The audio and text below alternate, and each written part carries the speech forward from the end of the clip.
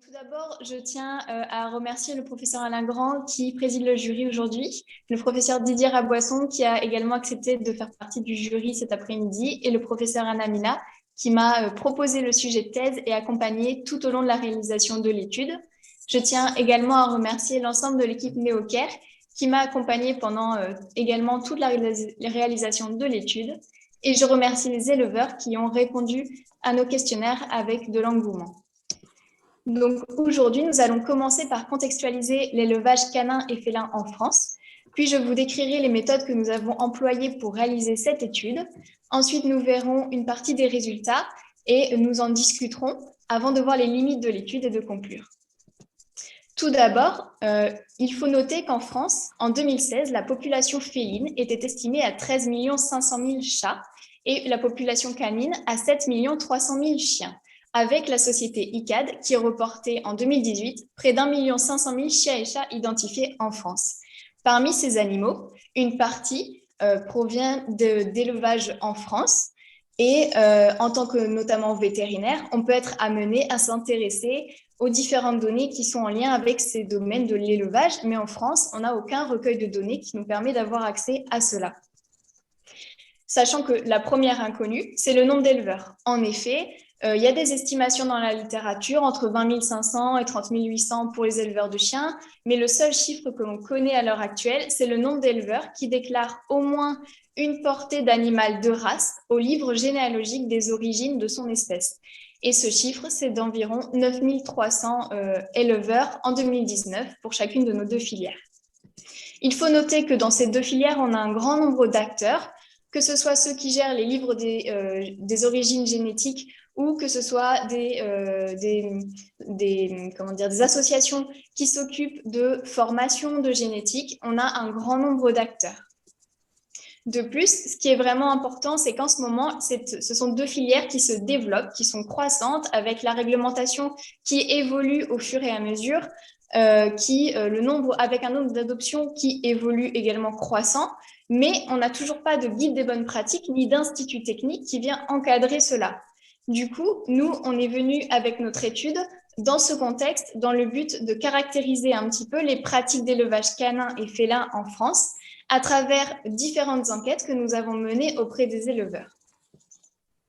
Donc, ce qui s'est passé, c'est qu'entre octobre 2017 et septembre 2020, nous avons proposé des questionnaires. Tout d'abord, on utilisait la plateforme Google Forms, puis le logiciel Le Sphinx, dont vous pouvez voir l'interface juste ici, en proposant du coup différents questionnaires aux éleveurs par le biais du réseau d'acteurs de NeoCare. NeoCare, c'est le centre de néonatologie des carnivores, de la reproduction et de l'élevage des chiens et des chats en France au sein de l'école vétérinaire de Toulouse. Et nous avons donc utilisé leur réseau d'acteurs et plus particulièrement du coup les éleveurs en diffusant par le biais de la liste d'adresses mail et les réseaux sociaux nos questionnaires. Nous avons du coup atteint le plus grand public que nous pouvions par ces biais. Nous avons proposé 16 questionnaires dont vous pouvez voir les thèmes affichés juste ici, dont 15 ont été utilisés pour la rédaction du manuscrit. Ce qu'il faut savoir, c'est qu'un premier traitement des données était réalisé à l'issue du questionnaire pour pouvoir proposer aux éleveurs un poster tel que celui que vous pouvez voir ici. Sur le poster, on résumait les informations qui nous paraissaient les plus surprenantes ou importantes. À la suite de cela, j'ai recueilli toutes les données à l'issue de chaque questionnaire en conservant les données qui concernaient uniquement les éleveurs élevant uniquement des chiens ou uniquement des chats, basés en France, et qui avaient répondu à au moins 5 de nos questions sur la globalité des questionnaires. Et avec ces données, j'ai fait une comparaison entre les pratiques menées en élevage félin et celles en élevage canin. À partir de cela, j'ai donc réalisé des statistiques descriptives d'une part et analytiques d'autre part. Lorsque j'avais affaire à des variables binaires, je réalisais des tests de Fisher ou du Ki2 sur la plateforme Biostat TGV en ligne. Et lorsque les variables étaient non binaires, je réalisais des tests de Mann-Whitney avec le logiciel Tanagra. Le premier résultat sur lequel je voudrais revenir, c'est la participation. En effet, nous avons eu en moyenne 309 éleveurs par enquête, avec un nombre de réponses retenues en moyenne de 281. Ce que l'on peut noter également, c'est que la participation elle a été plutôt croissante, mais également variable en fonction des sujets abordés, avec une proportion entre les éleveurs de chats et de chiens plutôt similaire et comparable. Ici, vous pouvez voir un grand tableau qui montre toutes les différences significatives que nous avons relevées.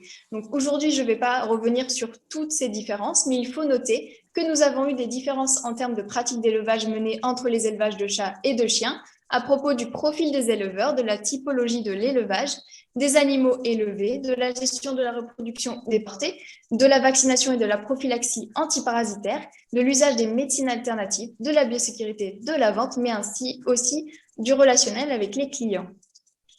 Là où je vais commencer à discuter vraiment des résultats, en comparant ce qui se fait en élevage félin et canin, c'est sur le profil des éleveurs, avec davantage d'éleveurs félins qui avaient une expérience de l'élevage plus récente. Et par contre, j'avais davantage d'éleveurs canins qui proposaient en parallèle de leur métier d'éleveur des activités complémentaires en lien avec ce métier d'élevage, c'est-à-dire par exemple de la pension ou de l'éducation. Également, davantage d'éleveurs canins considéraient leur métier d'éleveur comme leur profession principale. Et ils étaient également plus nombreux à proposer un nombre de personnel travaillant au sein de l'élevage plus important. Et ce, en lien avec un temps de travail déclaré au sein des élevages beaucoup plus important qu'en élevage félin. De plus, en termes de finances générées par le métier d'éleveur, on avait vraiment une différence nette avec davantage d'éleveurs de chats qui perdent de l'argent à cause de cette activité d'élevage et davantage d'éleveurs de chiens qui pouvaient autant financer leur élevage ou pour certains se déclarer un salaire. Comment on explique ces différences? D'une part, il faut revenir sur ce qu'on a dit en introduction. La population féline est vraiment croissante et son statut, le statut du chat en France, il évolue depuis très récemment. Le chat, il y avait vraiment un retard de médicalisation pour la population féline. Or, maintenant, il est de plus en plus considéré comme un membre à part entière du foyer, comme l'est le chien depuis de nombreuses années. Donc ça explique que la filière d'élevage félin se développe et que l'expérience soit plus récente en élevage félin. De plus, le temps de travail plus important en élevage canin nécessite du coup davantage de personnel, ne permet pas une activité professionnelle secondaire à temps plein et permet des finances un peu plus importantes. Donc ça, c'est pour les différences en termes de charge de travail. Mais également concernant les finances, il faut noter qu'en élevage félin, il y a davantage de dépistage de réaliser sur les chatons et les portées sont en général plus petites, ce qui explique les différences que nous venons d'évoquer.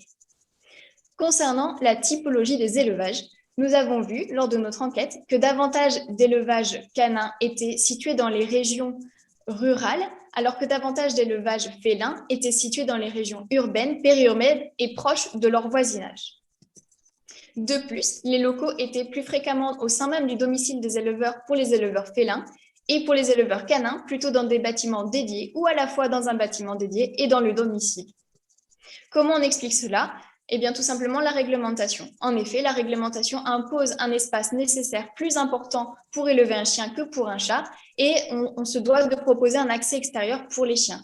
En plus, il faut noter qu'un élevage canin, ça génère davantage de nuisances sonores qu'un élevage félin, ce qui explique cette répartition des élevages. Ici, vous pouvez voir en termes de répartition des animaux de l'élevage, les graphiques qui expliquent les répartitions en fonction des stades physiologiques et le nombre d'animaux en moyenne, qui était de 7 pour les deux types d'élevage. Ce qui est notable, c'est qu'on avait la même répartition en fait en termes de stades physiologiques. Et ce qui est important ici, en termes d'effectifs, c'est d'avoir en tête l'importance de l'effectif, que ce soit sur la biosécurité ou la socialisation. Car en effet, un grand élevage va favoriser une pression infectieuse plus importante, mais il y a aussi en général davantage de personnel qui y travaille et davantage d'interactions entre différentes portées. Et en termes de petits élevages, on a moins de pression infectieuse et en général, on a des éleveurs qui s'impliquent beaucoup dans l'enrichissement du milieu. Ensuite, on peut s'intéresser aux tests génétiques. Davantage d'éleveurs de chats réalisaient des tests génétiques pour rechercher des pathologies, alors que davantage d'éleveurs de chiens les utilisaient pour réaliser des cartes d'identification génétique ou des tests de filiation. Ce qu'il faut noter sur ces tests génétiques, c'est qu'ils sont d'intérêt majeur en termes de biodiversité, car en effet, on a observé un appauvrissement du pool génétique disponible pour la reproduction, et donc on a un intérêt d'utiliser ces outils génétiques pour éviter la diffusion de tares génétiques.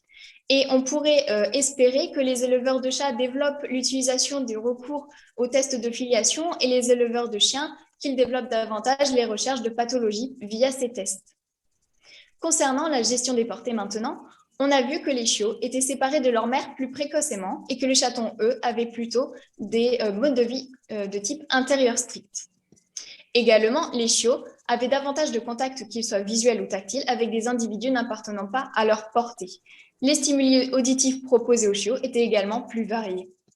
Pour expliquer cela, il faut revenir sur le fait que toutes ces interactions, manipulations, activités sont pour favoriser la socialisation et préparer le comportement adulte de l'animal. En effet, il faut mettre en lien ce qu'on va proposer au petit avec ce qu'il va devenir adulte. Par exemple, on sait qu'un chat, et notamment un chat de race, pourra plutôt vivre en intérieur strict, alors qu'avec les chiots, on sait qu'il faudra qu'ils aillent en extérieur, que ce soit pour les promenades ou pour partir en vacances avec leur propriétaire, par exemple. Mais également que certains chiens sont amenés à devenir chiens de chasse, chiens de berger ou encore chiens de traîneau. Donc ça explique vraiment des différences qu'il faut mener dès l'élevage. Ensuite, un autre enjeu majeur en termes d'élevage, c'est la prophylaxie. Ce que l'on note, c'est que bien que l'âge de primo-vaccination soit en moyenne le même dans nos deux filières, les chiots étaient, de manière statistique, vaccinés plus précocement que les chatons et recevaient moins d'injections avant d'être vendus. Concernant les parasites internes, les éleveurs de chiens nous ont rapporté davantage de parasitisme interne avec un premier traitement pour les chiots plus tardif et une fréquence de traitement des animaux au sein de l'élevage moins élevée. Et également, concernant les parasites externes, les éleveurs de chiens, encore une fois, nous en ont rapporté davantage. Ce qu'il faut noter, c'est que concernant la vaccination, ces adaptations de protocole, elles s'expliquent simplement. Le fait que les chiots vont être en contact avec davantage d'individus et vont être amenés à sortir explique qu'on adapte le protocole en le commençant plus tôt. Et de plus, ils reçoivent moins d'injections car ils sont vendus plus tôt et du coup, la suite sera reprise par les propriétaires. Ce qu'il faut noter, c'est que bien qu'on n'a aucun guide de bonne pratique pour les pratiques générales dans l'élevage, on a des recommandations qui sont mises à jour avec des études scientifiques très régulièrement pour nous donner des indications sur comment gérer cette prophylaxie, la vaccination, la vermifugiation et cette globalité. Et c'est quelque chose sur lequel il faut vraiment se renseigner très fréquemment. Ensuite, on peut aborder la biosécurité. Et on a noté là de grandes disparités avec davantage de quarantaine en élevage félin et une durée d'isolement supérieure par rapport à celle en élevage canin. Et également davantage de réalisation de tests de dépistage et des protocoles vaccinaux commencés dès l'isolement en quarantaine, ce qui n'était pas réalisé en élevage canin. On peut comprendre qu'il y ait des difficultés de mise en place de quarantaine en élevage canin, car il faut pouvoir proposer une surface supérieure, un accès à l'extérieur qui soit distinct de celui des autres animaux de l'élevage ou au moins facilement nettoyable, car il faut pouvoir éviter les contaminations avec les animaux sains au sein de l'élevage. Mais la biosécurité passe par la quarantaine, car la quarantaine a vraiment été montrée comme efficace pour limiter l'entrée des agents pathogènes au sein des élevages. Également, nous avons vu que les chiots étaient vendus plus jeunes et également moins fréquemment stérilisés, tout simplement car vendus plus jeunes. Or, cette stérilisation, elle permet de limiter la reproduction non contrôlée, notamment chez les chats, mais cela participe aussi à l'appauvrissement du pool génétique disponible pour la reproduction. Ce qu'il faut également noter, c'est que les habitudes de vente pour les chatons sont plutôt tardives, car si on veut favoriser l'attachement au propriétaire, il faut essayer de se situer dans la période de socialisation et du coup, il faudrait mieux favoriser une adoption entre la 8e et la 9e semaine, comme c'est le cas pour les chiots. Et le dernier point que je vais aborder, c'est le relationnel avec les clients, où davantage d'éleveurs de chiens rapportaient des problèmes relationnels et davantage de demandes de retour, de diffamation, mais également de problèmes financiers de type impayés notamment. Ils faisaient donc beaucoup plus fréquemment de retour les éleveurs de chiens que les éleveurs de chats, et ce notamment pour des problèmes de santé du propriétaire, des paiements non réalisés ou en absence totale de justification. Alors que les éleveurs de chats, quand ils en faisaient, c'était plutôt pour des problèmes de santé du chaton. Donc si on revient sur les grandes différences entre nos deux types d'élevage, en élevage félin, on a une charge de travail qui est un peu plus faible, qui fait que l'élevage est plutôt une activité annexe dans cette filière, avec un temps de travail inférieur, moins de personnel au sein des élevages plutôt au sein même du domicile, et des finances générées plus faibles. Alors qu'en élevage canin, on a noté une biosécurité qui était un peu moins respectée, avec des élevages moins sectorisés en fonction du stade physiologique, de l'état pathologique notamment, moins de mise en place de quarantaine et davantage de parasitisme.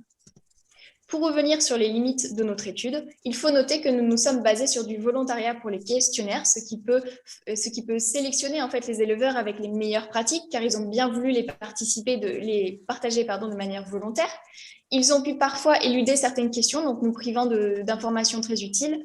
Et également, le nombre de participants n'est pas forcément à l'échelle du nombre d'éleveurs total en France. Néanmoins, il n'existe aucun recueil de données de ce type, donc c'est un bon point de départ ici pour apprécier des pratiques qui sont menées au quotidien.